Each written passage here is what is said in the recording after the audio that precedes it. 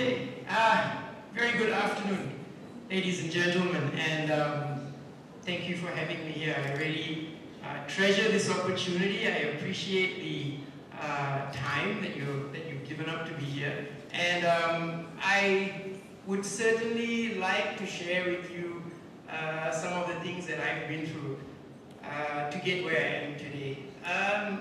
In fact, listening to Farisha, I start to see a lot of parallels between, I guess, those who pursue their passions.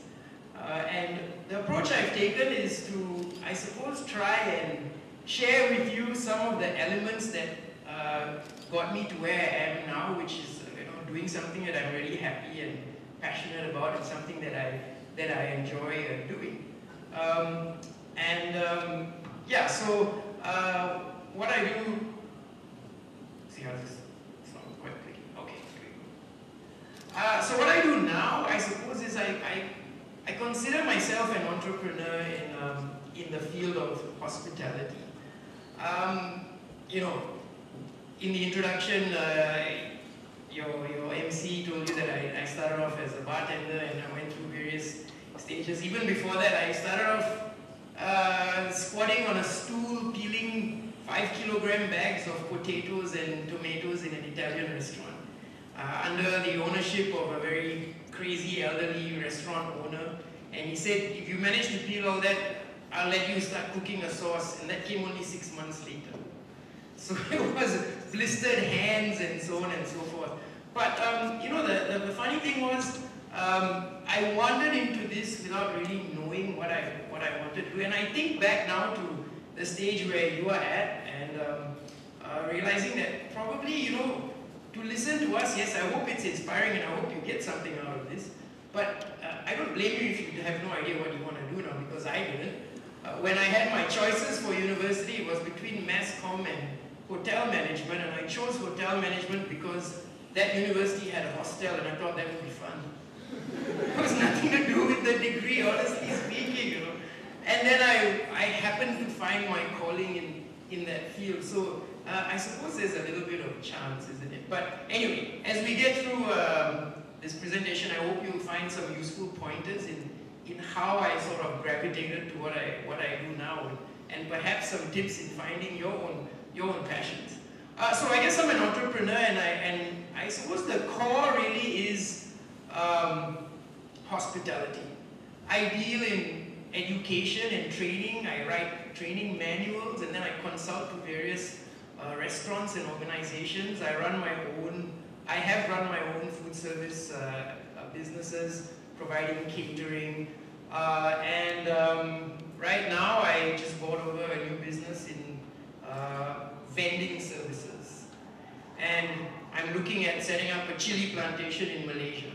Yeah, so I mean it's I suppose and in fact the interesting thing is, as I prepared for this, I wonder if I actually got a lot of benefit out of preparing for it, because I find that I reflected a lot on what I do, and that was really beneficial to me, to see, you know, and to sort of go through the experiences that I've had and where it's led.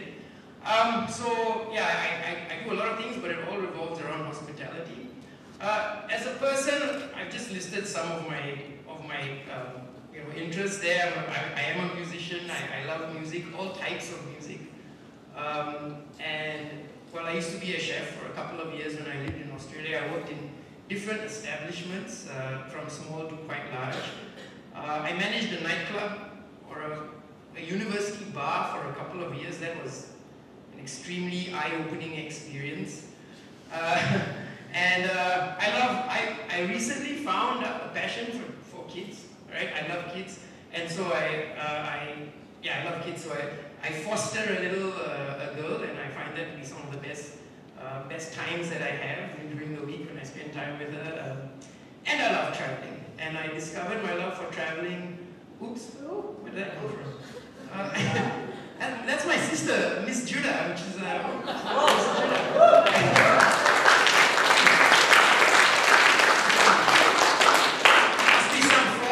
Slideshow. I don't know how that happened.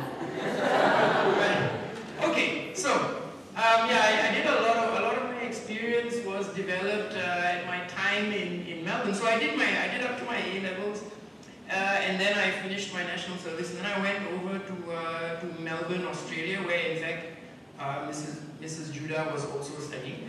And I was there for quite a number of years, and that was where I found my passion for hospitality. When I wandered into my first hospitality job as a kitchen helper, perhaps, and then gradually I moved through the different aspects of hospitality, to cook, to chef, to bistro manager, to serving in a fine dining restaurant, to managing events. So I worked at the Grand Prix, I've worked at the Australian Open tennis, I've ran a social program for universities. So to me it all revolves around hospitality and service and food and beverage and events. Yeah? And then when I got back from Australia, I immediately got into business. That sort of, I suppose I chanced upon it because of the skills that I had. So I got into business with some partners, and that lasted a couple of years. And then I guess I set out on my own in 2009, so that was about 5 years ago, 6 years ago. And are you guys changing the slide? Okay. So right now, yeah, this is just a reflection of what I do. It revolves around hospitality, and then into education and training. I do operations, and I do consulting to a variety of businesses. And I actually remember that, oh, hang on. Yeah. Must be something wrong with the slideshow. Okay. So with what we're talking about today, I just have this hypothesis that I want to present to you. Like I said, I hope you're able to get something out of what I share with you, and that is, you can only discover passion by stepping out to the unknown. This was a quote from a really great, one of my favorite persons. Can you guys click and show who the quote came from? That's me, 2015. Sadeli at the I-12. I was there about half an hour ago. I literally remember that point in time in 2009 when I was tendering my resignation, and I felt this, this swarm of butterflies in my stomach saying, you're literally stepping out of a job, of a company, and to what? To absolutely the deep blue oceans. And I literally remember having to sit down and conquer that feeling. And so I think that if you really want to find your passion, then you have to step out. You have to get past that unknown. You have to break past that barrier, and there will be this time when you come to that. And I think Farisha, that's exactly what you described. Where it's almost like you're taking a leap off a building backwards. So I remember that, and it does amazing things to you. As an entrepreneur, you become really sharp. You don't just sit on your behind and wait for the next paycheck to turn up at your doorstep. It sharpens your skills. It makes you analyze and see things. It makes you really have to charge up every hill that you see. Yeah. So I think there's a big. That's why the title of my presentation was Passion for Life, because as I reflected and did this, I found it wasn't just a passion for one thing, but you've got to have passion, because I think that's what fuels you. And you hear a lot of people talking about the daily grind. The daily commute to work. You look at statistics. You spend most of your life at work, like possibly 70% of your time. Sometimes I wonder why I plowed so much into investing in renovating my home, because I get home at night and then I go to bed and I don't really enjoy, the niceness of my home. So if you are going to spend that amount of time in your work, right, you've got to really find your passion. You've got to enjoy what you do. It's completely essential from my perspective, right, from what I do.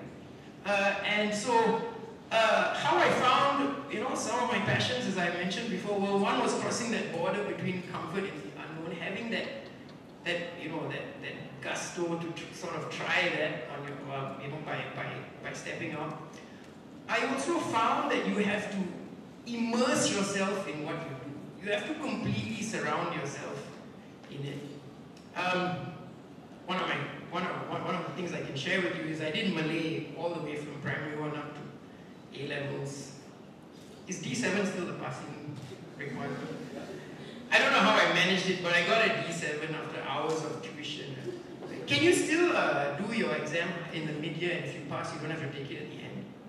Yeah? I was the only one left with the cikgu in class. Just me and cikgu. It was a nightmare.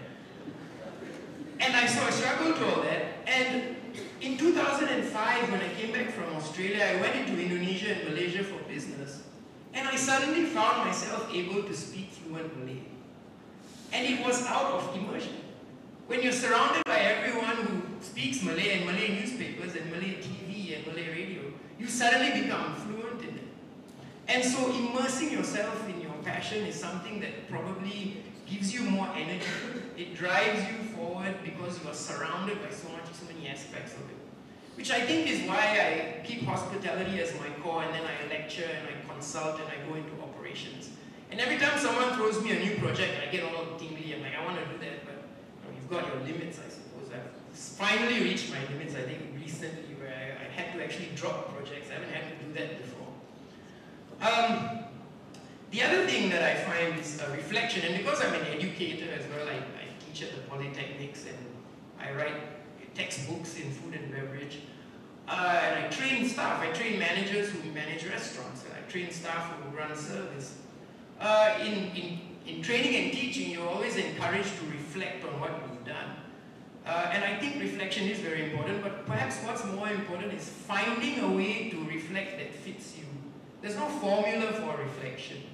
So I tend to, like when I run a training session, at the end of it, I will always have this, credits rolling up in my mind, sort of saying, oh, you could have done this better, you could have done that better. And if I don't note it down, I will forget it and I won't implement it the next time. So I think reflecting on when you find a passion, reflect on what you're doing and what you enjoy about it and what's successful about it, and I think that will help to deepen that passion that you're involved in. Yeah. So to me, that's one of the foundations of passion, which is having that philosophy. Are you going to immerse yourself? Are you going to reflect? You've got to have some sort of way for fueling your passion and sort of getting deeper and deeper into it. Okay, so now I have many passions, like I said in the first slide, whether it's babysitting or music or sport. But I suppose I chose to speak about my work because that's what we wanted to share with you. And speaking earlier about the daily grind, I find that when you do something you enjoy, and I think this is inevitable in the era that we live in, you have to just integrate your work with your life. There really is no such thing as work-life balance. It's just, you enjoy it and you integrate it. So every time I go to a restaurant, in a way, I'm sitting down, I'm working, I'm picking up ideas, or I'm analyzing. And if you succeed, and I wish this on all of you, if you succeed in finding your passion, you'll find that this picture where you're dragging this millstone around your neck to work. Well, you won't feel that way. That's the blessing that I have, I believe. When you find something that it becomes one with you in that sense. Yeah, you believe in it and it just fuels you. And so I pursued my passion really actively when I stepped out on my own. And eventually, it just started to roll, like referrals and contracts and projects and kinds.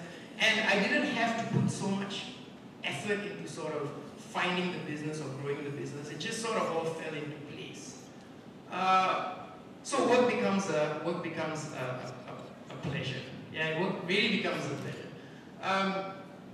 And I spoke earlier about reflecting, and I think self-awareness. So, can you go to the next slide? Self-awareness and reflection, they go hand in hand. Being aware of what you do, and the next thing I'll talk about is living in the moment. I think a lot of us doing something, but our minds are elsewhere, and we're not really extracting the benefit from what we're doing at that point in time.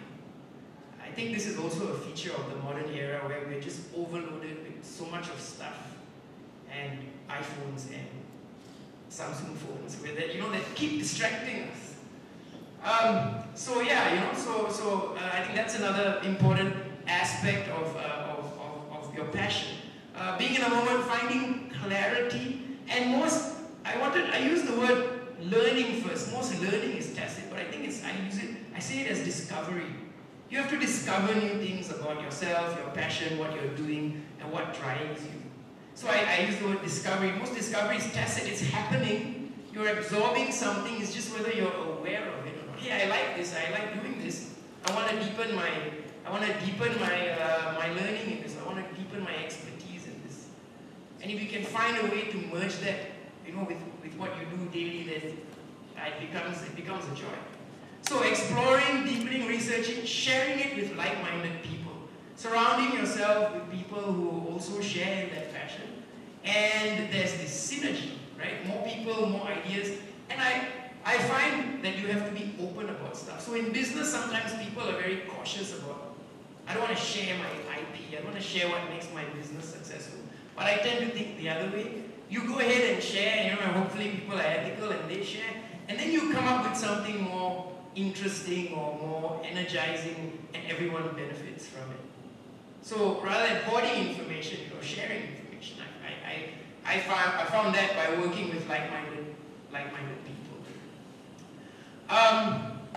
Experimenting with your passions. Well, when I started off, it was just in teaching, but then I branched off into other areas, and then I found that there was so much of linkages and networking and synergy such that it all came together. So perhaps take the time to explore, go beyond what you think are your boundaries. I think that's something really, really important when you look at passion. So clarity and focus and being in the moment of what you do and extracting the benefit of your learning. And I found that in doing business, and it translated into success. It has translated into success for me. In some of this, there's also going against what's popular, going against the grain, trying something unusual and different, and it has worked for me a number of times as well. I think in food and beverage, that's a big part of it. Everybody wants to come up with the next McDonald's, so to speak, or the next really successful food concept. And to do that, you have to think laterally, think differently. Thank you. So, it's a choice, it's a way of life in the sense that you actually need to be active in pursuing your passion. I imagine what many of the speakers are saying is about, going against what the popular society or your peers or even your family or people around you say is a better decision. You have to probably stand up for yourself and really pursue what you want to do. Phases in life will overtake you at some stage. Right now, where you're at is probably the best time for you to try and figure out what you think your passion will be. I mean, research now points to people, especially your generation, not sticking in one company and building up a career over many years. It's going to be more common for you to move vertically and horizontally across industries. And I was discussing with Gerald earlier on about double degrees, right? That's why you have lawyers who are doctors, stuff like that. So, life will eventually pile itself onto you, and I think from someone who's been in it for a while, it will slow you down a little bit, the more responsibility you pile on. So you've got to try and find your passion, I suppose, as early as you can. And I think the next couple of years when you go into university, that's where I found, what I really enjoy doing. Okay?